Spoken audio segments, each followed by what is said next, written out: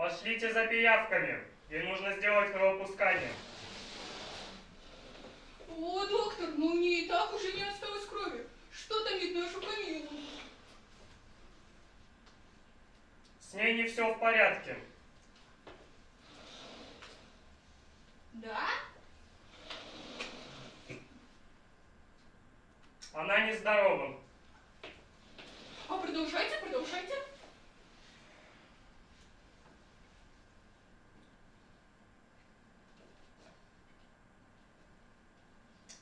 Не вызывает сомнений мнением, она угасает, как свеча. О, доктор Джимп, а вот вам не кажется, что вы нам говорите все ровно то же самое, что вам говорили мы, когда вы только пришли к нам в дом? Нет, сэр, вы не правы. Давайте эти пилюли на рассвете, в полдень и на закате дня. Превосходно! Проклятие! Но она уже и так напичкана всеми этими возможными превосходными средствами. Ну-ну, с вас шиллинг, сэр. А идите и пришлите сюда дьявола! С начала весны прошло 3 недели, а в отражении я вижу лишь призрака. Я сама себя пугаю. Я боюсь, я не доживу до своего дня рождения. А что у тебя болит, дитя? Мои руки, мои ноги, моя грудь, моя голова. Сколько докторов? 6 вертели меня, как мясо на вертеле. Я не хочу больше. Дайте мне спокойно отойти в мир иной. Какая ужасная, какая трагичная болезнь. А мисс Уилкинс, сделайте что-нибудь. Ну а что? Ну что я могу сделать? Ну не хочет она видеть ни докторов, ни аптекарей, ни священников. Аминь. Они, знаешь ли, дорогая, очень скоро возьмут и разорят меня. Ну хорошо, ну что ты мне предлагаешь делать? Там, не знаю, взять, выставить его на улицу и пригласить мусорщика. Да! Что? 400 лет назад именно так и поступили. И это помогло. Нет, не надо приводить мусорщика сюда. Давайте снесем Камилу вместе с ее кроватью вниз и поставим около входной двери. Зачем? Почему? За что?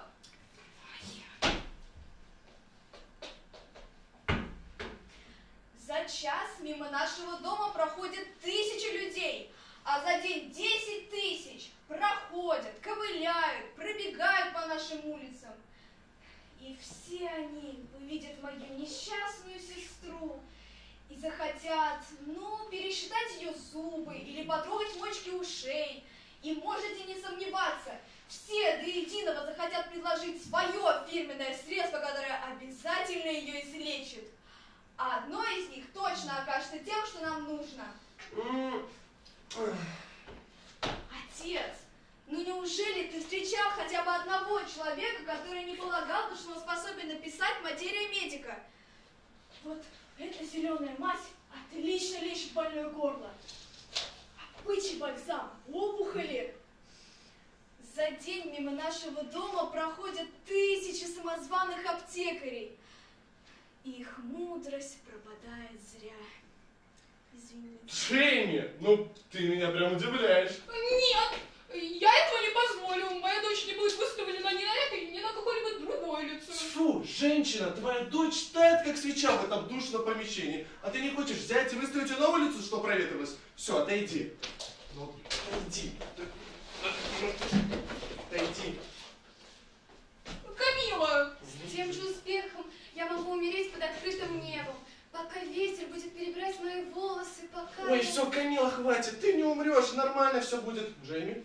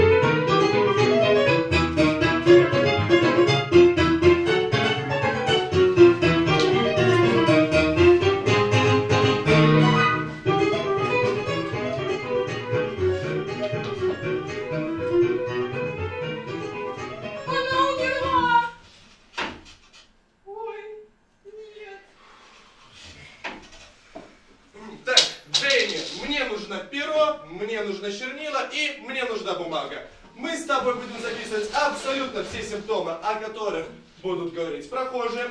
А после этого мы с тобой все отсортируем. А сейчас мы... Она больна. Джейми, началась в этом быстрее. Продолжайте, сэр. С ней не все в порядке.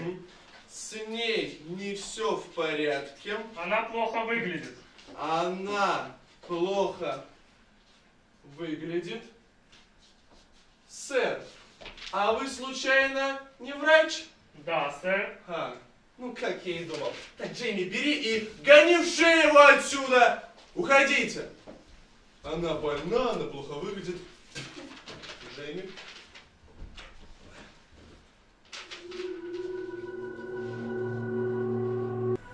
Меланхолия. Меланхолия. Отек легких. Отек легких. Необходимо лекарство от меланхолии.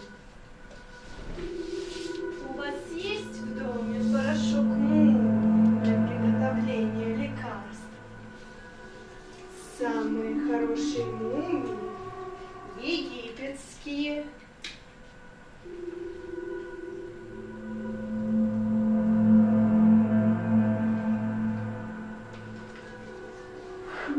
Арабские.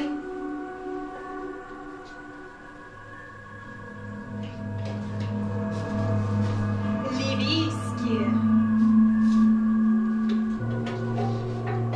Они очень помогают при магнитных расстройствах. Спросите цыганку на Флодден-Роуд. Я продаю каменную петрушку. Благовоние для мужчин.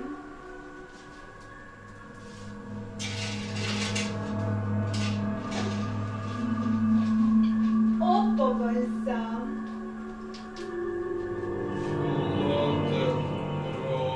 Понтийская валерьяна. Благовоние для мужчин. Опа-бальзам. Опа-бальзам. Понтийская валерьяна. Понтийская валерьяна. Опа-баль... Джейми, быстрее останови ее, женщина, подождите! Ну, черт! Пропади ты пропадом!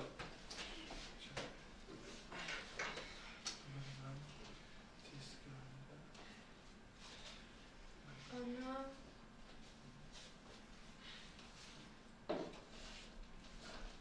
Юная леди, вы так пристально смотрите на мою дочь, будто вы там что-то увидели. Ну, что с ней, каково ваше мнение? Она страдает от... Она страдает от... Ну, говори же! Ну куда? Глупая девчонка! Нет, папа, она совсем не глупая. Она догадалась. Джимми, догони ее, заставь Джейми, сказать. стой! Никуда не надо идти. Ничего она не сказала, просто взяла и убежала. Вот не то, что цыганка... Вот, целый список назвала, все четко и понятно. Да, отец. О, это коров с похожим выражением глаз. Вот мне удалось спасти их при помощи бренди 3 свежих яиц. А зимой я их сам употребляю.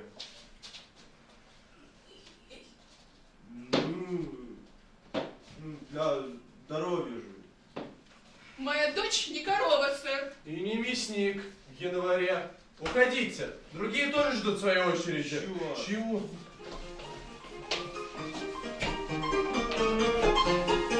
Они назвали мою дочь свиньяку.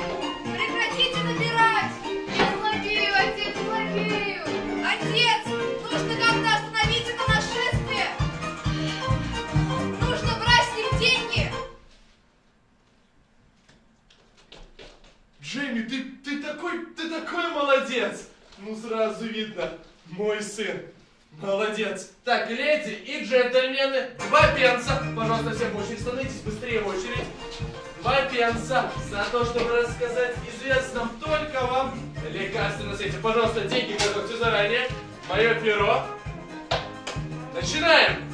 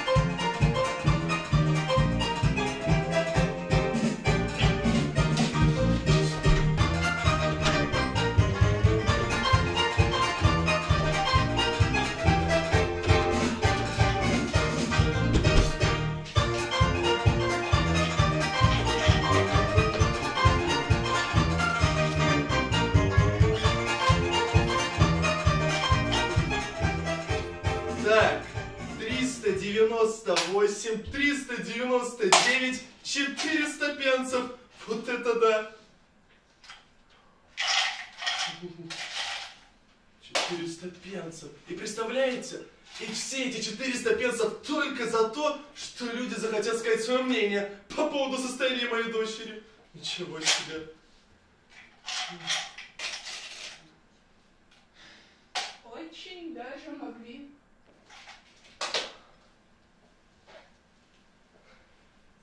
Жены, мужья и дети не умеют слушать друг друга. Поэтому они охотно платят, чтобы хоть кто-то обратил на них внимание. Бедные.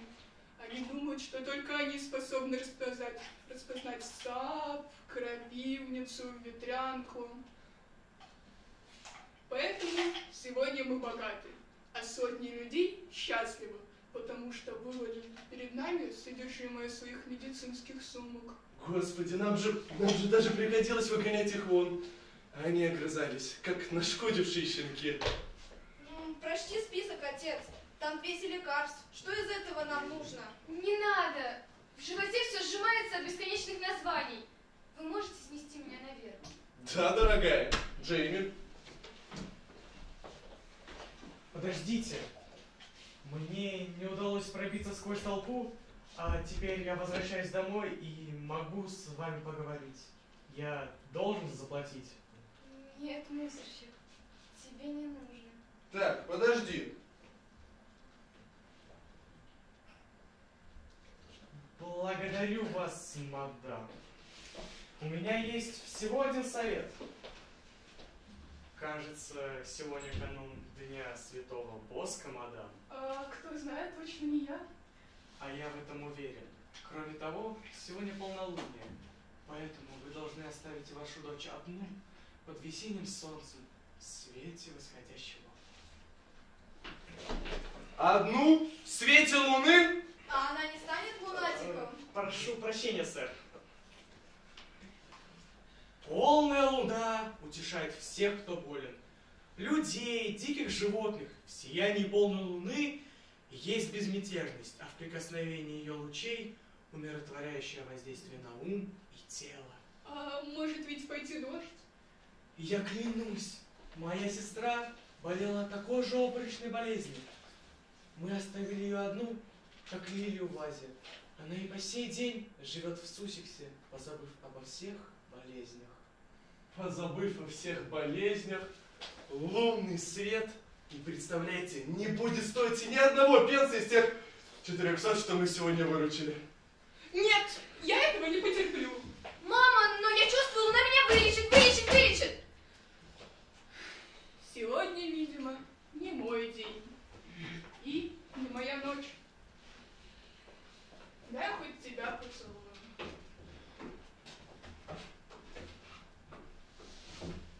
Всю ночь помните, спите крепко, юная леди, и пусть вам приснятся самые лучшие сны. Спокойной ночи.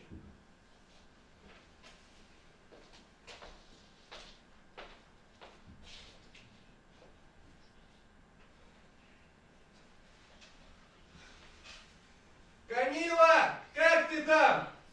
Все нормально, отец. Камила! Мама, Джейми, все хорошо. Спокойной ночи! Спокойной ночи.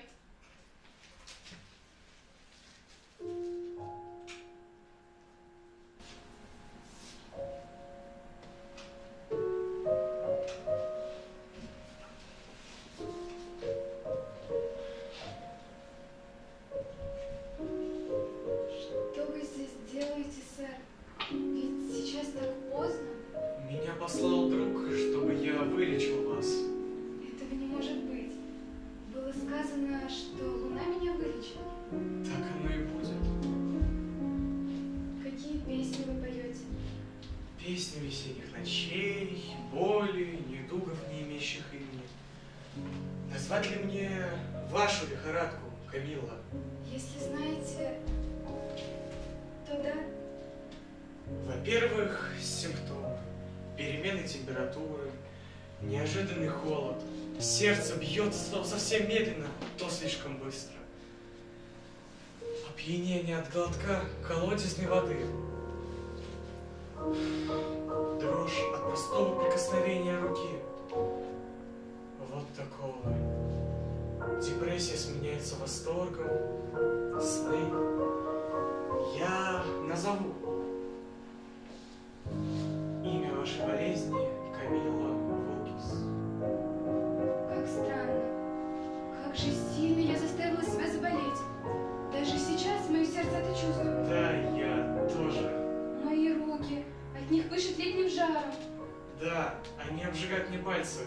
Но вот подул ночной ветер. Мне холодно, я дрожу. Я умираю, клянусь вам, умираю. Я не дам тебе умереть. Так вы доктор? Нет, я самый обычный целитель, как тот другой, что сумел разгадать имя вашей болезни, как та девушка, что скрылась в толпе. Да, я поняла по ее глазам. Она догадалась, что со мной случилось. Но сейчас мои зубы отбивают дрожь, а у меня даже нет второго одеяла. Я весь тут. Что такое, сэр? Я хочу согреть тебя в холодной ночи. Как печка? О, сэр, я вас знаю. Как ваше имя? Мое имя Боска, конечно же. А есть ли святой с таким именем? Дай время, и ты будешь называть меня этим именем. Все вокруг закружилось. Я сейчас потеряю сознание. Лекарство, мой милый доктор, или все пропало? Лекарство?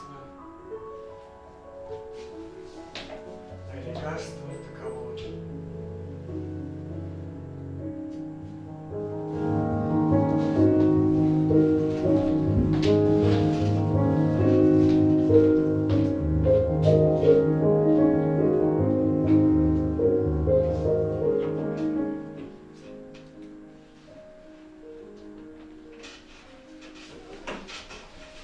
Она обязательно замерзла, но господи, это ужасно холодной ночью. Да нет. Жена, посмотри, на ее щеках розы. Да нет, какие тут розы. Персики, хурма. Она- Милая Камила, жива и здорова. Она улыбается. Ей что-то снится. Превосходное средство. Что-что? Мама, отец. Дитя мое, пойдем наверх? Нет, солнце только встает над землей. Никто не увидит. Потанцуйте со мной.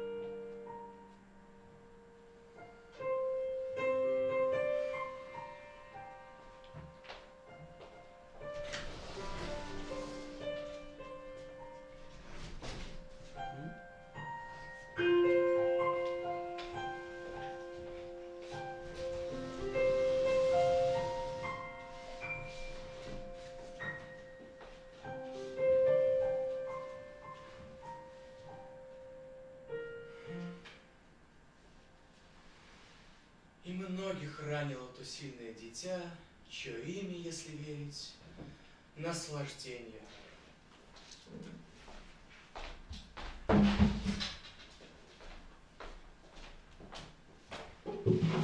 близ него, лучом безмерных чар блестя, 4 женщины, простершие владенье над воздухом, над морем и землей. Никто не избежит влияния власти той.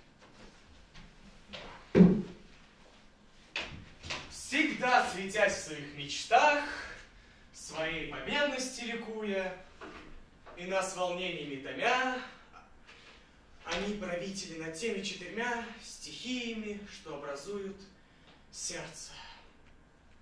Часть 2. Женщина.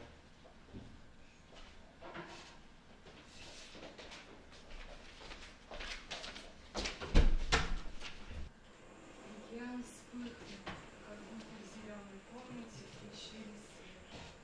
Над водой точно пар, который осенним утром выдыхает море, зашевелилось и поплыло вверх белое свечение. Из какой-то потайной впадины стали вырываться пузырьки воздуха. Она была похожа на молнию, если посчитать море зеленым небом. Но все же она не была стихией. Древняя и прекрасная. Она неохотно поднималась из самых глубин. То проблеск, то шепот, то вздох, ракушка, травинка, листок. Она росла с каждым приливом и с каждым ветром. Она по крупицам собирала и старательно берегла и прах, и саму себя, что рождает море.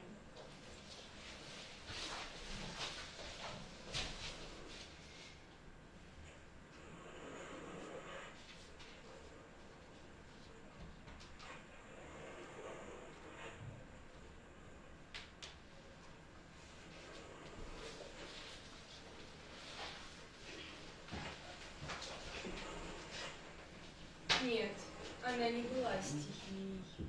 Ей не требовались глаза, чтобы видеть, уши, чтобы слышать, кожа, чтобы осязать. Она вышла из пучины морской и могла быть только женщиной. Она не была ни мужчиной, ни женщиной, но у нее были женские повадки, мягкие, вкрадчивые, лукавые. И двигалась она совсем как женщина. Она долго пробиралась сквозь тьму и теперь отдыхала на волнах. Пытливо вслушиваясь в берег. Там был мужчина. Каждый день он должен был входить в воду, купаться и плавать, но он не входил. По всему сезону уже подходит к концу. Сентябрь. В любой день они могут уехать и больше никогда не вернуться. Нет, сегодня он должен войти в воду.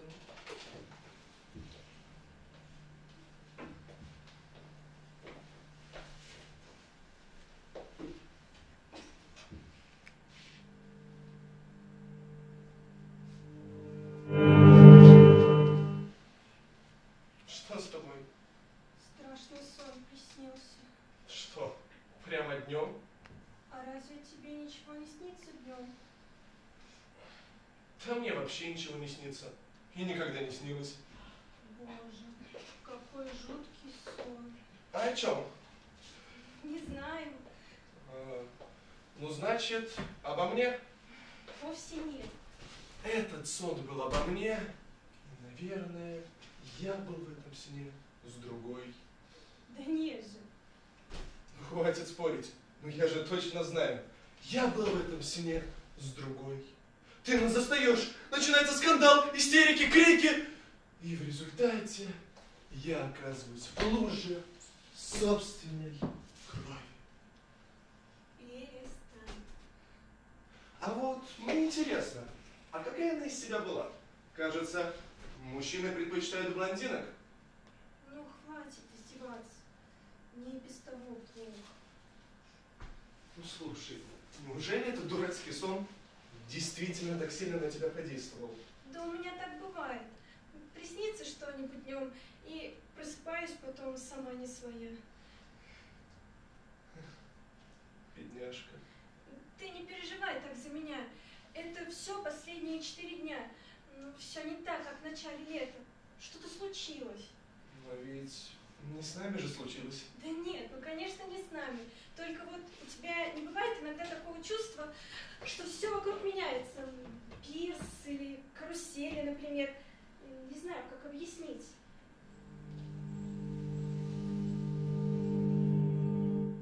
И вообще, скорее бы кончился этот отпуск. Больше всего на свете мне сейчас хочется домой. Ну, завтра и так последний день. Но ты же знаешь, что значит для меня это лишняя неделя отпуска. Ну, я все прекрасно понимаю. Если бы это место не казалось мне таким чужим и странным, не могу ничего с собой поделать.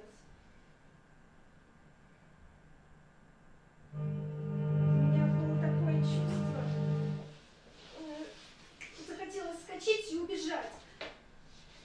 Это все из-за сна? Из-за моей блондинки и преждевременной кончины?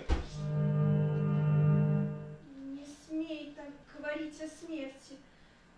Вообще, я уже сама ничего не могу понять. Ты чего? Успокойся. Я всегда сумею тебя защитить. Не меня, себя. У меня было такое чувство, что ты устал от меня и ушел. Ну ты чего? Ну я же люблю тебя. Какая же я глупая. Ну и дуреха же я.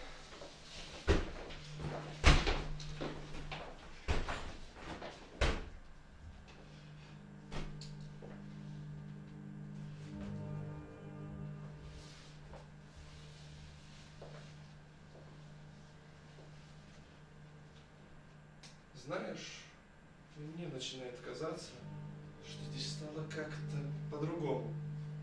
Что-то и правда изменилось. Значит, ты тоже заметил? Да, я тоже. Мне кажется, мы с тобой оба перегрелись.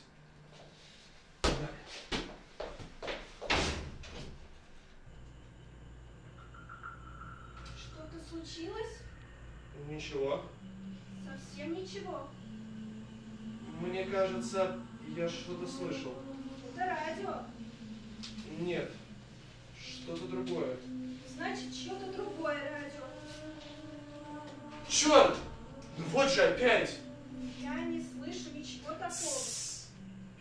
Погоди, там кто-то поет. Поет? Не может быть. Ты сама послушай. Я ничего не слышу.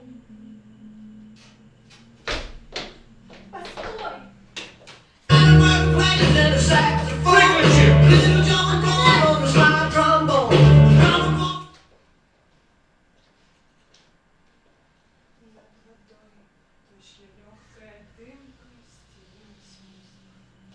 Как звук приливов и прошедших лет, морской соли и путешествий, приятных и привычных чудес.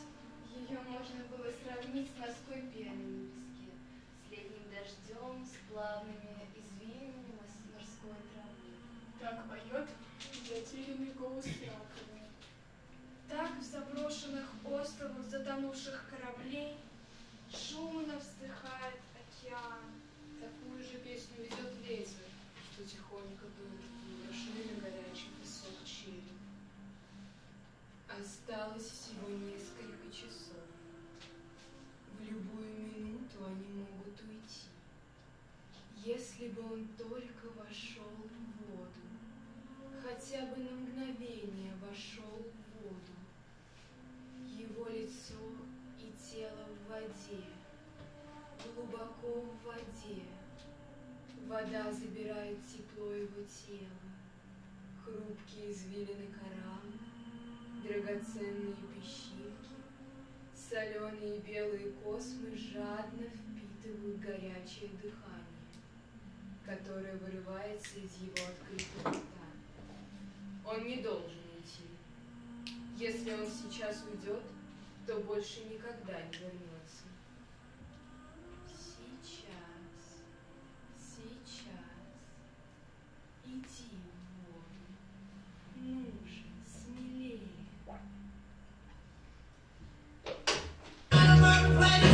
Ты можешь сделать хотя бы потише? Ладно. Пойду искупаюсь. Подожди, не купишь мне сначала масло для загара? Оно уже совсем кончилось. А разве у тебя тут... Не капли. Ладно.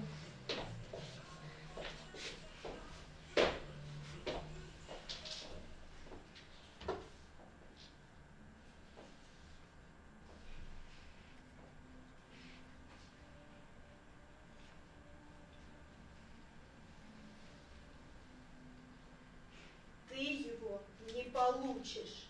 Не знаю, кто ты или что, но он мой. И я его тебе не отдам. Я не понимаю, что происходит, и не берусь понять.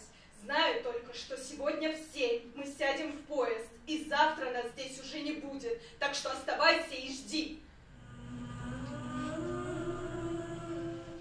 Океан, море или как там тебя, со мной тебе все равно не справиться. Делай, что хочешь. Что с тобой? Стоишь тут, бормочешь. Да? А где же масло для загара? Вот. Спасибо. Ну, теперь я пойду искупаюсь. Подожди, ты ведь недавно обедал. Еще судороги сведу. Бабушкины сказки. Ну нет, ну подожди еще хотя бы немножко, останься.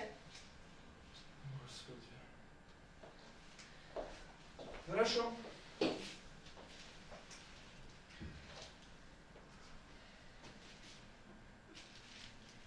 Кажется, будет дождь. Похоже, тебе это радует. Последний наш день, а ты радуешься тучам.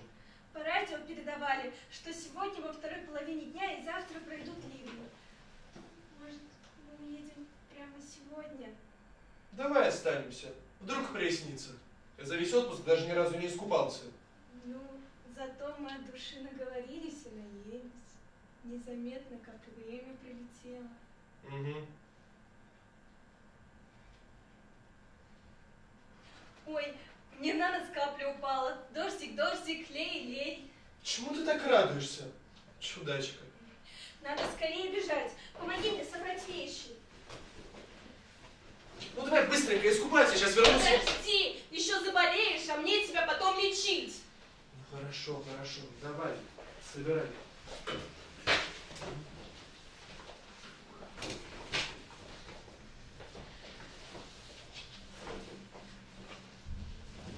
Погоди, там кто-то в воде. Да, точно, кто-то тонет. Кажется, это женщина. Пусть ею занимаются спасатели. Ну, никого нет, но уже поздно. Там никого нет, прошу, останься. Я быстро, я скоро вернусь, и там человек тонет. Вот ты вообще меня слышишь?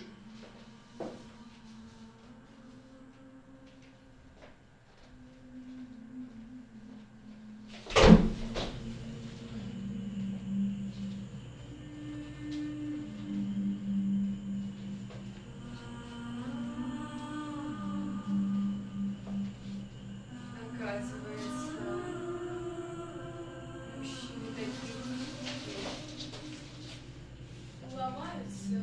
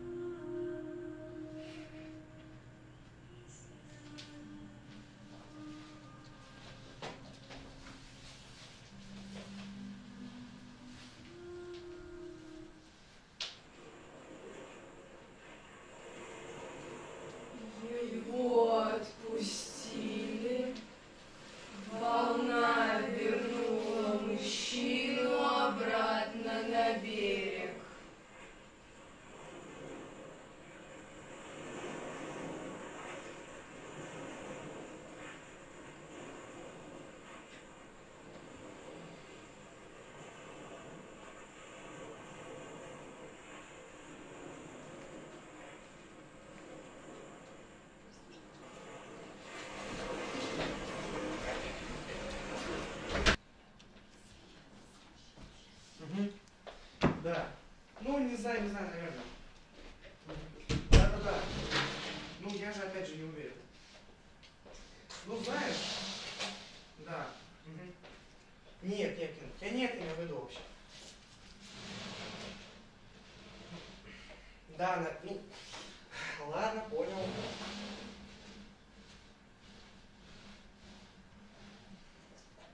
Я не люблю машины. Я ненавижу интернет, ненавижу компьютеры и айфоны. Они мешают нам жить, они отбирают наше время.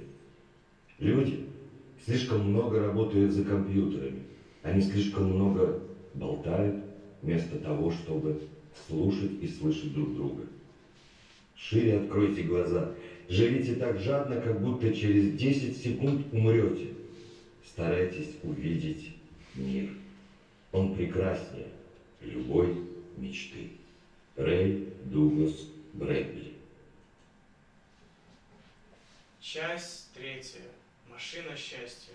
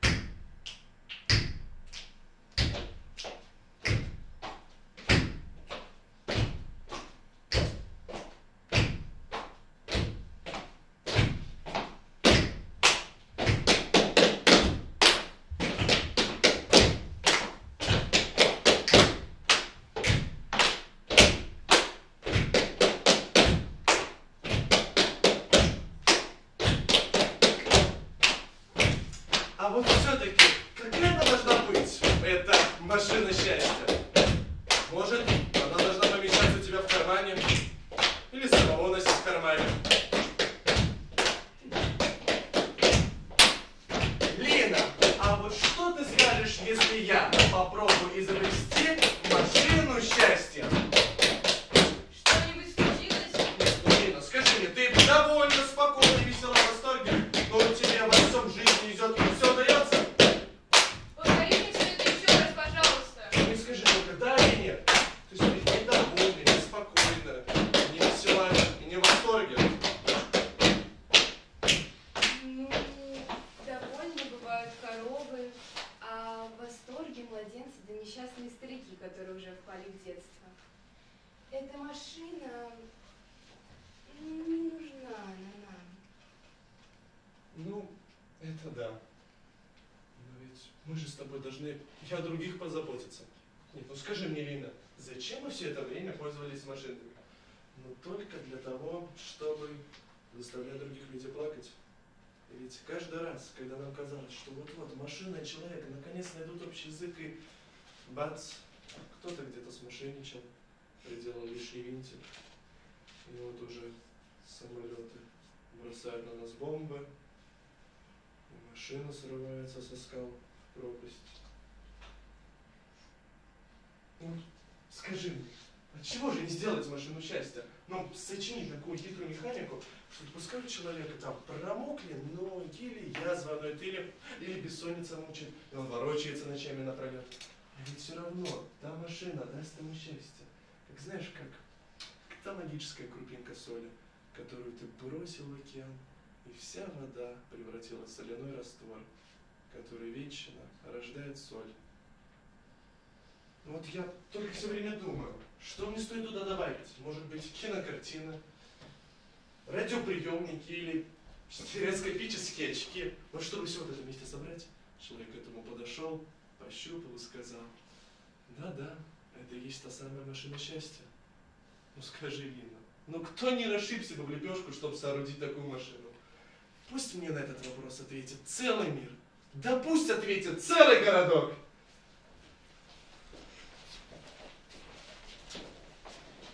Послушай, Лео,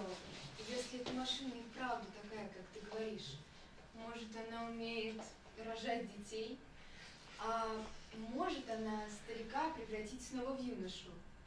И можно ли в этой машине вместе со всем ее счастьем спрятаться от смерти? Спрятаться? Да, ну вот если ты умрешь, что я буду делать? Влезу в большой ящик и вновь стану счастливой.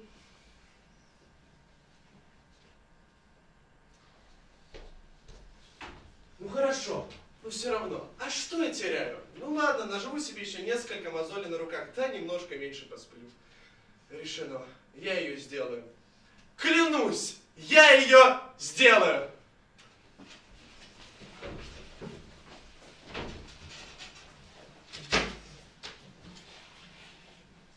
Грохот, лязг, схватка человека с вдохновением.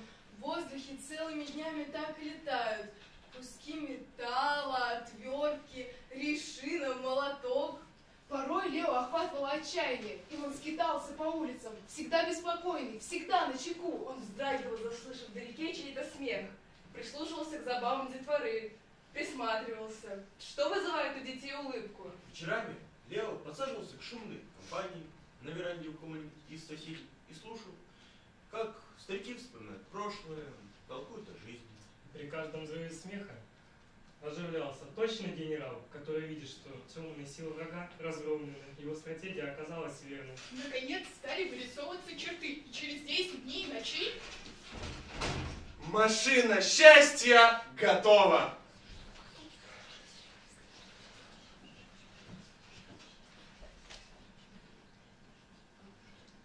Так это и есть счастье?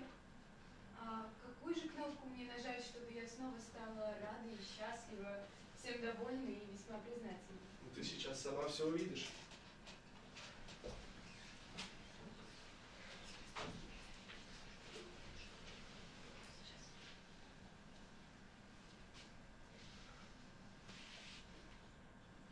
Это Париж! А это Лондон! А это Рим! Пирамиды! Сфинкс! Вы слышите? Сфинкс! Духами пахнет. Музыка. Я танцую. Это только кажется, что танцует.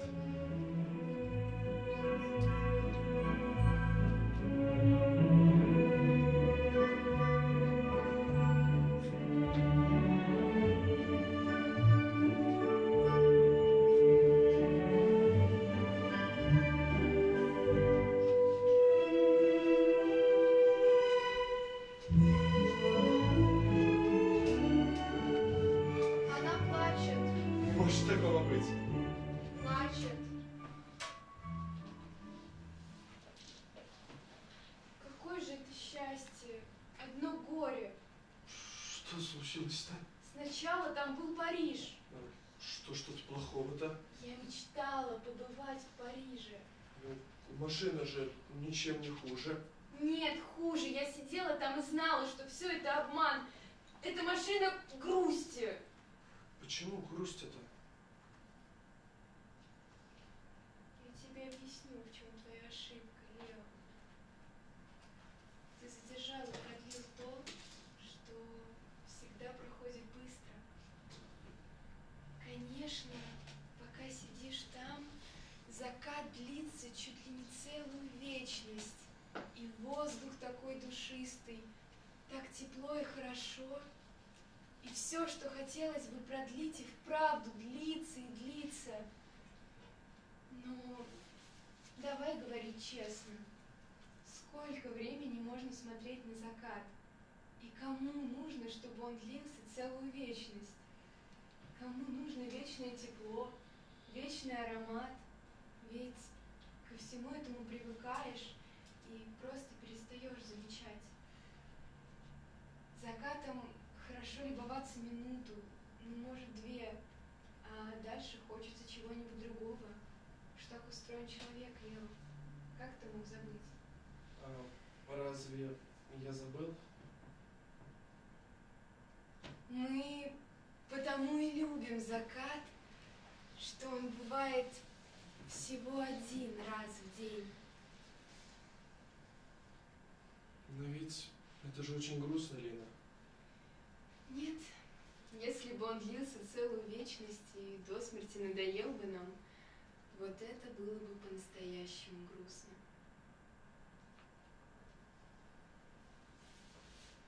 Значит, ты совершил ошибку. Ты задержал и продлил то, что всегда проходит быстро. Как же мне теперь быть, Лина? Вот этого уж я не знаю.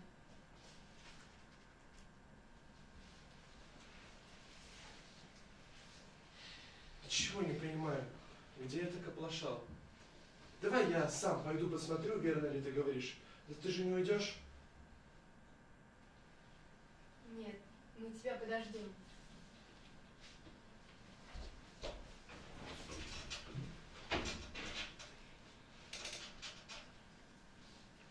Пожар, машина горит!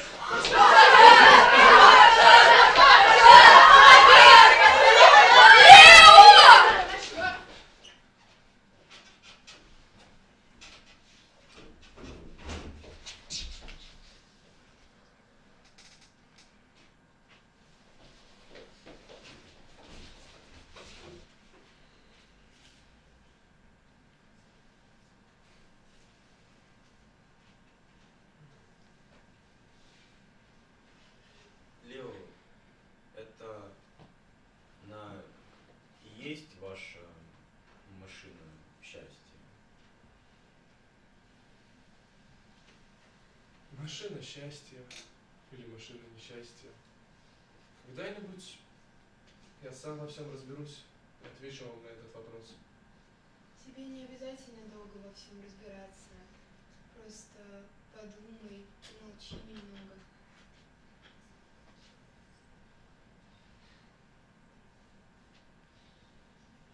Первое, что ты узнаешь в своей жизни, это что ты дурак.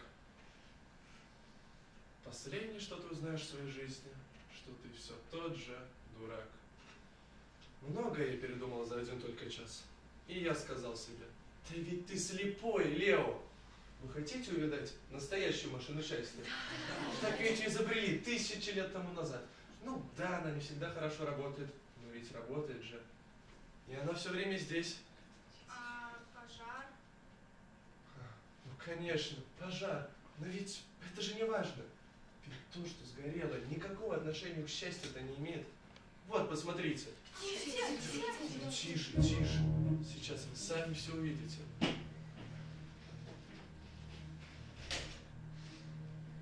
Ну вот же. Это она и есть машина